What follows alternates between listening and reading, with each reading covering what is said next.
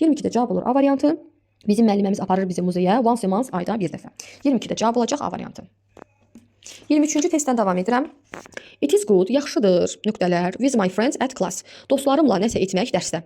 A variantında yemək yemək, C variantında səsli oyunlar oynamaq, D variantı dalaşmaq, E variantı heyvanları təpikləmək. Dərsdə nə etmək yaxşı ola bilər? Dərs oxumaq, dərs etmək. To do lessons. Ona görə 23-də düzgün cavab olacaq B variantı. 24-də baxıram, antonim cütlərini seçək. 1. Happy, xoşbəxt, sad, qəmgin. Bəli, antonimdir. 2. Delicious, dadlı, tasty, dadlı. 2 sinonimdir, antonim deyil. 3. Wide, geniş, narrow, dar. Bəli, wide, geniş, narrow, dar. Antonimdir. 3. Begin, başlamaq, start, başlamaq. Sinonimdir. 5. False, yanlış, true, doğru. Antonimdir. Bizdən də antonimləri istəyir. 1, 3, 5 cavab olacaq Y variantı. Əgər bu sözlərin hansınsa bilmirsinizsə, mütləq şəkildə lüğət dəftərinizə yazın və öyrənin. Deməli, burada fərqli söz 3. Wide, geniş, narrow, dar. Qalan bütün sözlər məktəb dərsliklərində 5-ci və 6-cı siniflərdə keçilib. 25-ə baxıram, sinonim cütlərini seçək. 1. Bike, velosiped, bicycle, velosiped. Bəli, ikisi də velosiped deməkdir. 2. Cold, soyuq, hot isti. 2 antonimdir. 3. Film, kino, movie, kino. Bəli, sinonimdir. 4. City, şəhər, village, kənd, antonimdir. 5. Friend, dost, pal, dost. Bizə sinonim istəyir. 1, 3 və 5. 25-də cavab olacaq 1, 3, 5. 26-cı testdə şəkil verilib. Şəkildə uşağın ad günüdür. Ad gününü qeyd edir atası və anası ilə bir yerdə.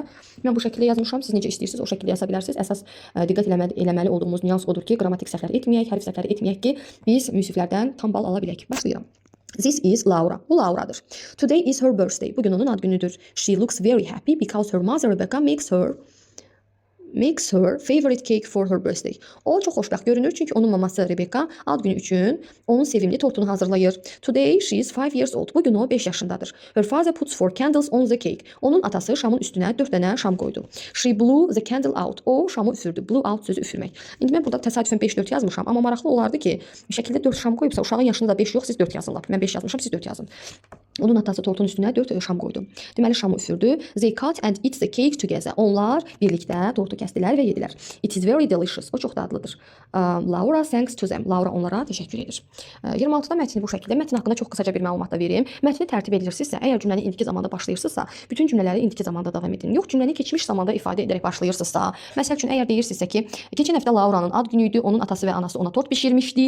Əgər cümləni keçmiş zamanda başlayırsınızsa, bütün şeyləri keçmiş zamanda yazmalısınız. Bütün cümlələri və qrammatik qaydalarda siz keçmiş zamandan istifadə etməlisiniz. Ona da diqqət edin. Yəni cümləni indiki zamandan başlayırsınızsa, indiki zamandan davam edin hamısını. Keçmiş zamandan başlayırsınızsa, keçmiş zamandan davam edin. Mən bu cür tövsiyə edirəm mətnlərinizi tərtib etməyə. Mənə güvənə bilərsiniz və əmin ola bilərsiniz ki, mən dediyim üsullardan istifadə etsəz imtahan nəticəniz əmin olun ki, yüksək olacaq. Bugünkü test izahım buydu. 6-cı sinifdeyim. İngilis dili testi idi. Səhifə 26, 27, 28, 29, 30-un izahını verdim. Videolarım sizin üçün faydalıdırsa, zəhmətimin qarşılığı olaraq kanalıma abunə olmağı, like atmağı və başqalarla bölüşməyi unutmayın. Sağ olun. Hələlik.